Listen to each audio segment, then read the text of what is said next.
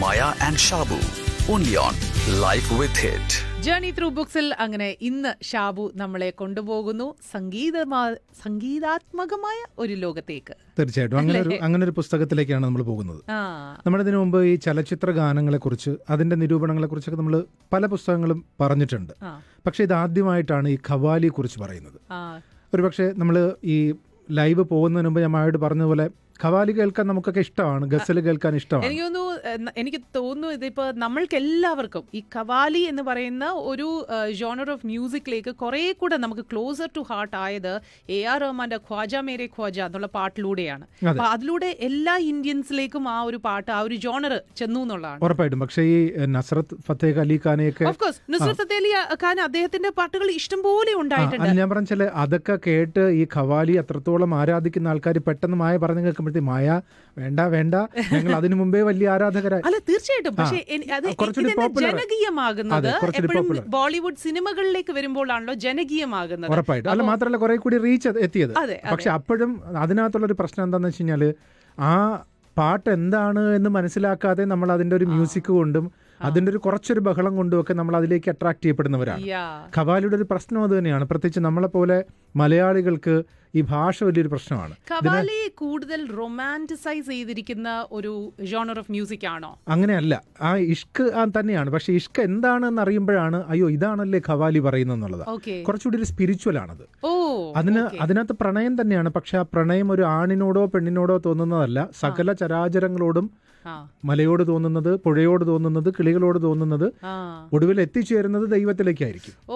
അപ്പൊ ആ പ്രണയമാണ് പറയുന്നത്. പക്ഷെ അതിനകത്ത് ഒരുപാട് സിമിലികളൊക്കെ ഉപയോഗിക്കുന്നുണ്ട്. അപ്പൊ അതുകൊണ്ട് ഈ പറഞ്ഞ ഖവാലി നമ്മൾ പുറമേ നിന്ന് ആസ്വദിക്കുന്നതിനോടൊപ്പം തന്നെ അതിന്റെ ഒരു ഇന്നർ മീനിങ്ങും കൂടി കിട്ടിയത് ഇപ്പൊ പറഞ്ഞ പോലെ തന്നെയാണ്. ആ പാട്ടിനെ നമ്മൾ വല്ലാതെ നമ്മൾ ഉള്ളിലേക്ക് എടുക്കും.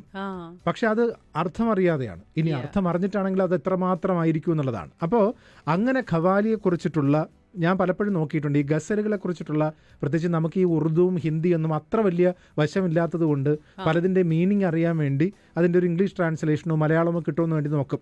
ഖവാലിക്ക് വളരെ ബുദ്ധിമുട്ടാണ്. ഈവൻ കിട്ടിയാൽ പോലും അത് സംഗീതം അറിയണം, സൂഫിസം അറിയണം. മാത്രമല്ല ഈ സ്പിരിച്വാലിറ്റി അല്പമൊക്കെ അറിയുന്ന ആൾക്കാർക്ക് മാത്രമേ എന്താണ് ഉദ്ദേശിച്ചെന്ന് പറയാൻ പറ്റൂ. അല്ലെങ്കിൽ നിങ്ങൾ പദാനുപത ട്രാൻസ്ലേഷൻ ആയി പോകും. അങ്ങനെ വരുമ്പോൾ നമ്മൾ ഉദ്ദേശിക്കുന്ന ഒരു ഇന്നർ മീനിങ് കിട്ടണമെന്നില്ല. ഇവിടെ മുഹമ്മദ് നൌഷാദ് അദ്ദേഹം ഖവാലിയെ കുറിച്ച് ട്രാൻസ്ലേറ്റ് ചെയ്തിട്ടുള്ള ഒരു പുസ്തകമാണ് നമ്മൾ എടുക്കുന്നത്. ബുക്ക് പ്ലസ് പ്രസിദ്ധീകരിച്ച സമായെ ബിസ്മിൽ എന്നാണ് ഈ പുസ്തകത്തിന്റെ പേര്. സമായെ ബിസ്മിൽ എന്നാണ് ഈ പുസ്തകത്തിന്റെ പേര്. ഖവാലിയിൽ കൂടുതലും ഉറുദു ആണ് യൂസ് ചെയ്തിരിക്കുന്നത് അല്ലേ? അപ്പൊ ഈ പുസ്തകത്തിൽ അതിന്റെ പദങ്ങളെല്ലാം തന്നെ ട്രാൻസ്ലേറ്റ് ചെയ്യോ അല്ലെങ്കിൽ അതിന്റെ ആശയങ്ങൾ പറഞ്ഞു തന്നിരിക്കുകയാണ്. ട്രാൻസ്ലേറ്റ് ചെയ്ത് മലയാളത്തിൽ നമുക്ക് തന്നിട്ടുണ്ട്. അപ്പൊ നമുക്ക് ആ പാട്ട് കേട്ട് കഴിഞ്ഞാൽ ആ പാട്ടിനൊപ്പം ഈ മലയാളം കൂടി മനസ്സിലാക്കുമ്പോൾ ഇതാണല്ലേ ഇതിനകത്ത് പറഞ്ഞിരിക്കുന്ന വരികളുടെ അർത്ഥം എന്നുള്ളതാണ്. നൌഷാദ് അദ്ദേഹം മലപ്പുറം ജില്ലയിലെ കക്കോവിലാണ് ജനിച്ചത്. എഴുത്തുകാരനാണ്, വിവർത്തകനാണ്, ഡോക്യുമെന്ററി സംവിധായകനാണ്, അധ്യാപകനാണ്. പിന്നെ അദ്ദേഹം അലിഗഡ് മുസ്ലിം സർവകലാശാലയിലാണ് പഠിച്ചത്. ഉന്നത വിദ്യാഭ്യാസം അവിടെയായിരുന്നു. അതുകൊണ്ട് തന്നെ കുറെ കൂടി ഡൽഹിയുമായി ബന്ധപ്പെട്ട് അദ്ദേഹത്തിന് പ്രവർത്തിക്കാൻ സാധിച്ചു. അപ്പൊ ഈ ഒരുപാട് ദർഗകളുണ്ട് ഡൽഹിയിൽ. സ്വാഭാവികമായിട്ടും ഖവാലിയൊക്കെ നടക്കുന്ന ഒരുപാട് ഇടങ്ങളിൽ അദ്ദേഹത്തിന് പോകാനും പറ്റിയിട്ടുണ്ട്. പിന്നെ അതിനോടൊരു ഇഷ്ടമുള്ളത് കൊണ്ട് അദ്ദേഹം കൂടുതലായിട്ട് അതിനെക്കുറിച്ച് പഠിച്ചു. ഞാൻ അദ്ദേഹത്തിലേക്ക് പോകുന്നതിന് മുമ്പ് അജ്മീറിലെയോ ദില്ലി ഹസ്രത്ത് നിസാമുദ്ദീനിലെയോ ഹൈദരാബാദ് യൂസഫൈനിലെയോ പ്രധാനപ്പെട്ട മറ്റേതെങ്കിലുമോ ദർഗയിൽ പോയി വ്യാഴാഴ്ച രാത്രിയും ഞായറാഴ്ച രാത്രിയും ഖവാലുകളുടെ ഉച്ചസ്ഥായി രാഗങ്ങൾ മതിമറന്നുല്ലസിച്ച് അന്തരീക്ഷത്തിൽ അലയടിക്കുന്നത് കാണാം. ജാതിമത ഭേദമന്യേ എണ്ണമറ്റ സ്ത്രീ പുരുഷന്മാർ കണ്ണുകൾ അടച്ചോ പാതി തുറന്നോ തലയാട്ടിയോ മേലാസകലം ഇളക്കിക്കൊണ്ടോ അതിൽ ലയിച്ചിരിക്കുന്നുണ്ടാകും. പല പരിദേവനങ്ങളുമായി പ്രാർത്ഥനയ്ക്കായി വന്നവരുടെ ആൾക്കൂട്ട ബഹളങ്ങൾ അതിനിടയിലിരിക്കുമ്പോഴും വിചിത്രമായ ഒരു ഏകാകിത തങ്ങളെ പൊതിയുന്നത് അവർ അനുഭവിക്കുന്നുണ്ടാകും. ഖവാലുകളും അവരുടെ സഹായികളായ ഖവാൽ ബച്ചകളും, ഈ ഖവാൽ ബച്ചകളാണ് മറ്റേ കൈകൊട്ടി പാടുന്നവർ. ഖവാൽ പാടുന്നവരാണ്. മുറുക്കി ചുവപ്പിച്ച ചുണ്ടുകൾ മലർക്കെ തുറന്ന തൊണ്ടയേക്കാൾ ആഴത്തിലുള്ള ആത്മാവിൻ്റെ ഏതോ രാശിയിൽ നിന്ന് മാത്രം പുറപ്പെടാനാവുന്ന ശ്രുതിയിൽ മണിക്കൂറുകളോളം പാടും. ചില ആൾക്കാരും ആലോചിക്കാറുണ്ട് ഈ ഖവാലി എങ്ങനെയാണ് ഇങ്ങനെ ഒരേ കാര്യം തന്നെ ആവർത്തിച്ച് ഒരേ വരി തന്നെ ആവർത്തിച്ച് പാടുന്നത് എന്നുള്ളതാണ്. അതിനകത്ത് പറയുന്നുണ്ട്, ആദ്യം അറിഞ്ഞ അർത്ഥങ്ങൾ പിന്നീട് വെളിപ്പെടുന്ന പൊരുളുകളിൽ തട്ടിയുടയും. ദിക്റിന്റെ ഭാവം തന്നെ ആവർത്തനമാണ്, അതിന് മുഷിപ്പില്ല. പ്രണയിനിയോട് സംസാരിക്കുമ്പോൾ മടുപ്പും മുഷിപ്പും തോന്നിയാൽ അത് പ്രണയമല്ല എന്നർത്ഥം. പാടുന്നത് ഓരോന്നും ദിവ്യാനുരാഗ സ്മരണകളെങ്കിൽ ഒരേ വരി എത്ര തവണയും ആവർത്തിക്കാമല്ലോ എന്നുള്ളതാണ്. അപ്പോൾ ഈ പ്രണയം എന്താണ് എന്നറിഞ്ഞാൽ നമ്മൾ ഈ പറയുന്ന പ്രണയിനി ആരാണ് എന്നുള്ളത് പറഞ്ഞു കഴിഞ്ഞാൽ എത്ര നേരം വേണമെങ്കിലും പാടിക്കൊണ്ടിരിക്കും. നമ്മൾ ഈ നാമജപം എന്ന് പറയുന്നത് പോലെ ഒരു തരം ജപമാണിത്.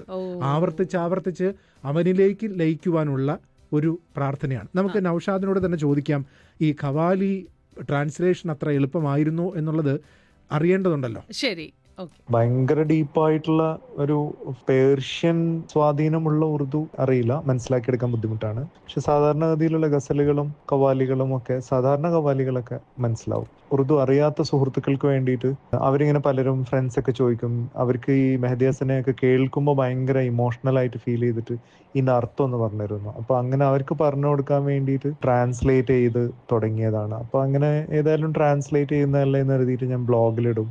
ഖവാലി എന്ന് പറയുന്നത് ബേസിക്കലി സൂഫിസത്തിലെ മെഡിറ്റേഷന്റെ, അത് ഈ സമ പോലെയാണ്. ഈ മൗലവിയ തരീക്കത്തില് ജലാലുദ്ദീൻ റൂമിയുടെ സൂഫി ഓർഡർ ഉണ്ടല്ലോ, അതില് ഈ സമ എന്ന് പറഞ്ഞ വേർലിംഗ് ദർവീഷസിന്റെ ഡാൻസ് ഇല്ലേ, അത് ബേസിക്കലി ഒരു ആരെയും ഇംപ്രസ് ചെയ്യാൻ വേണ്ടി ചെയ്യുന്ന അല്ലാതെ ഒരു നമ്മളുടെ ഇമോഷൻസിനെയും ഡിവോഷനെയും ഒക്കെ എക്സ്പ്രസ് ചെയ്യാൻ വേണ്ടിയിട്ട് ചെയ്യുന്നതാണല്ലോ. അതേപോലത്തെ ഒരു കാര്യം ഇപ്പൊ നുസ്രത് ഫത്തേ അലി ഖാനോ ആബിദ പർവീനോ ഒക്കെ പാടുമ്പോൾ, സാബ്രി ബ്രദേഴ്സോ, ഈ ക്ലാസിക്കൽ ഖവാലി ട്രഡീഷനിൽ നിൽക്കുന്ന ഒരു കോക്ക് സ്റ്റുഡിയോയിൽ നിൽക്കുന്ന അല്ലാത്ത ആളുകളൊക്കെ പാടുമ്പോൾ നമുക്കിത് ഫീൽ ചെയ്യും, ശരിക്കും ജെനുവിൻലി ഉള്ളിൽ തന്നെ ഫീൽ ചെയ്യും. ഇപ്പോ പിന്നെ ഞാനിന്ന് സന്ദർഭവശാൽ ദില്ലിയില് മെഹ്റോലിയില് ബക്തിയാർ കാക്കിയുടെ ദർഗയിൽ പോയിട്ടുണ്ടായിരുന്നു. അപ്പൊ അവിടെ ഒരു മനുഷ്യനിരുന്ന് നോമ്പായിരുന്നിട്ട് പോലും ഖവാലി പാടുന്നുണ്ടായിരുന്നു. ബുല്ല ബായ് എന്നാണ് മൂപ്പരുടെ പേര്. അപ്പോ അയാളിലും ഇത് കണ്ടു. അതായത് ഇത് സാധാരണ ദർഗകളിലൊക്കെ പാടുന്ന എല്ലാ കവ്വാലുകളിലും നമ്മൾ കാണുന്ന ഒരു കാര്യമാണ്. അവരത് വേറെ ആളുകളെ എന്റർടൈൻ ചെയ്യാൻ വേണ്ടിയിട്ടോ ഇംപ്രസ് ചെയ്യാൻ വേണ്ടിയിട്ടോ ഒന്നും അല്ല പാടുന്നത്. അവരുടെ ഒരു സന്തോഷത്തിന്, അവരുടെ ഉള്ളിൽ നിന്നുള്ള ഒരു കരച്ചിൽ പോലെയാണ് പാടുന്നത്. അപ്പൊ അത് ഈ സൂഫി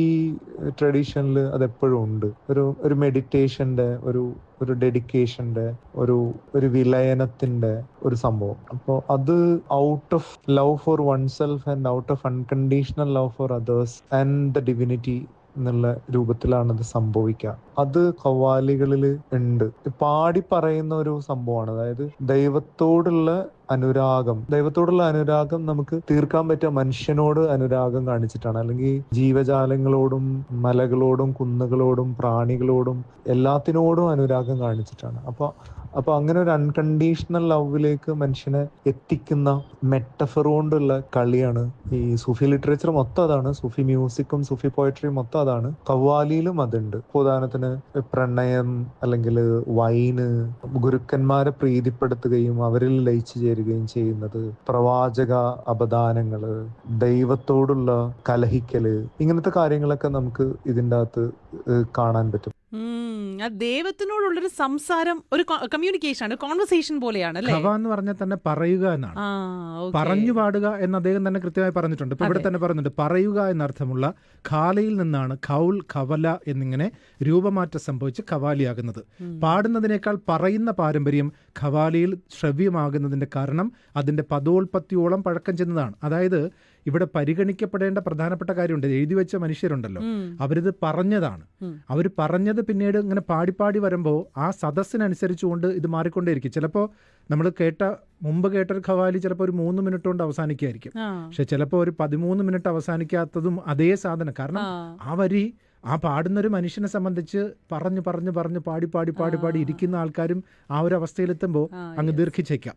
അപ്പൊ ഈ പുസ്തകത്തിനകത്ത് പ്രധാനമായിട്ടും ഉള്ളത് നമ്മൾ പറഞ്ഞതുപോലെ ഉറുദു, പിന്നെ സംഗീതം, പിന്നെ ഈ സൂഫിസം, ഈ അങ്ങനെ 3 മഹാസാഗരങ്ങളുടെ സംഗമസ്ഥാനം കൂടിയാണ് ഖവാലി എന്ന് പറഞ്ഞു. ഇത് 3ഉം അറിയുന്ന ഒരാൾക്ക് മാത്രമാണ് ആ പദത്തെക്കുറിച്ച് സാമാന്യമായിട്ടെങ്കിലും നമുക്ക് മാന്യമായി മനസ്സിലാകുന്ന വിധത്തിലൊന്ന് എഴുതി വിവർത്തനം ചെയ്യാൻ പറ്റുക. അപ്പോൾ ഈ പുസ്തകം ഒരു 4 ഖണ്ഡങ്ങളായിട്ടാണ്, അല്ലെങ്കിൽ 4 പാർട്ടായിട്ടാണ് തിരിച്ചിരിക്കുന്നത്. 4 പാർട്ട് എന്ന് പറഞ്ഞാൽ ഒന്നാമത്തെ പാർട്ട് ഇഷ്ക് എന്നാണ്, രണ്ടാമത്തെ പാർട്ട് ബൈത്ത് എന്നാണ്, മൂന്നാമത്തേത് മിറാജ് എന്നാണ്, നാലാമത്തേത് ഫന എന്നാണ്. ഇഷ്ക് എന്ന് പറഞ്ഞു കഴിഞ്ഞാൽ നമ്മുടെ ആഴത്തിലുള്ള പ്രണയം. അത് ഒരുപാട് ഒരു പ്രതീകാത്മകമായും ദാർശനികമായിട്ടൊക്കെ പറയുന്നുണ്ട്. ബൈത്ത് എന്ന് പറയുന്നത് ഗുരു സമാഗത്തെക്കുറിച്ച്, ഗുരുവിനോടുള്ളതാണ്. ഇങ്ങനെ പോവുകയാണ്. അങ്ങനെ 4 ഭാഗങ്ങളാണ്. ഫന എന്ന് പറഞ്ഞാൽ ദൈവത്തിലുള്ള ലയിച്ചു ചേരുന്നതാണ്. അപ്പൊ അതും കൂടി ഒന്ന് വിശദീകരിക്കട്ടെ. ഇപ്പൊ ഈ പുസ്തകം നമ്മൾ സൗകര്യത്തിന് വേണ്ടിയിട്ട് 4 അതിങ്ങനെ നേരത്തെ ബോധപൂർവം ചെയ്തതല്ല, ഇങ്ങനെ കാറ്റഗറൈസ് ചെയ്യാൻ തോന്നിയതാണ് 4 ഖണ്ഡങ്ങളായിട്ട്. ഇപ്പോ 1 ഇഷ്ക്, അതായത് പ്രണയം. സാധാരണ ഗസലൊക്കെ കേൾക്കുന്ന പോലെ പെണ്ണിനോടോ അല്ലെങ്കിൽ ഒരു ആണിനോടോ ഒരു ഇണയോടുള്ള പ്രണയകാവ്യങ്ങളായിട്ടും നമുക്ക് വേണമെങ്കിൽ അവയെ കേൾക്കാം. അതങ്ങനെ അല്ലാത്ത ഒരു ലെയറിലും അതിന് വേറൊരു ഡയമെൻഷനിലും വേണമെങ്കിൽ അതിനെ കേൾക്കാം എന്നുള്ള മട്ടിലുള്ളത്. പിന്നെ വരുന്നത് ഗുരുവിനോടുള്ള പ്രണയമാണ്, ഗുരുവിനോടുള്ള സ്നേഹവും സമർപ്പണവുമാണ്. അത് ബൈഅത്ത് എന്നുള്ള പേര്. ഇതൊക്കെ സൂഫി ടെർമിനോളജിയാണ്. ബൈഅത്ത് എന്ന് പറഞ്ഞാൽ ഇനീഷിയേഷൻ ആണ്. യു എൻ്റർ ദ പാത്ത് എന്നുള്ള മട്ടില് അടുത്ത സ്റ്റേജിൽ, അതായത് നമ്മളൊരു ഒരു മനുഷ്യനെ പ്രണയിച്ച് അതിനു വേണ്ടിയിട്ട് വേദനിച്ചു കഴിഞ്ഞാലാണ് നമുക്ക് ദൈവത്തോടുള്ള സ്നേഹം മനസ്സിലാവുള്ളൂ, അൺകണ്ടീഷണൽ ലവ് എന്താണെന്ന് മനസ്സിലാവുള്ളൂ എന്ന് ചില ഗുരുക്കന്മാർ പറയാറുണ്ട്. അതായത് ഇപ്പോൾ ചില ഗുരുക്കന്മാര്, നമ്മുടെ കേരളത്തിലൊക്കെ തന്നെയുള്ള ചില ഗുരുക്കന്മാര് സൂഫി മാർഗത്തിൽ ചേരാൻ വേണ്ടി വരുമ്പോൾ നമ്മൾ നേരത്തെ പറഞ്ഞല്ലോ 4 ഭാഗങ്ങളായിട്ട് തിരിച്ചിരിക്കുകയാണെന്ന് പറഞ്ഞത്. അപ്പൊ അതില് 1-2 ഖവാലിയുടെ തുടക്കം മാത്രം കേൾപ്പിച്ചുകൊണ്ട് നമുക്ക് അവസാനിപ്പിക്കാം. കാരണം ഈ പുസ്തകം ബുക്ക് പ്ലസിന്റേതാണ്. ഇതിന്റെ ഒരു ഗുണം എന്താന്ന് വെച്ച് കഴിഞ്ഞാൽ ഇതിനകത്തൊരു ബാർകോഡ് കൂടി കൊടുത്തിട്ടുണ്ട്. അപ്പൊ നമുക്ക് ഇത് വായിച്ചുകൊണ്ടിരിക്കുന്ന സമയത്ത് തന്നെ പാട്ടൊന്ന് കേൾക്കണമെങ്കിൽ നമുക്ക് ബാർകോഡ് വെച്ചിട്ട് യൂട്യൂബിൽ പോയി പാട്ട് കേൾക്കാൻ പറ്റും. ഒരു പാട്ടിന്റെ ഒരു ആദ്യത്തെ വരി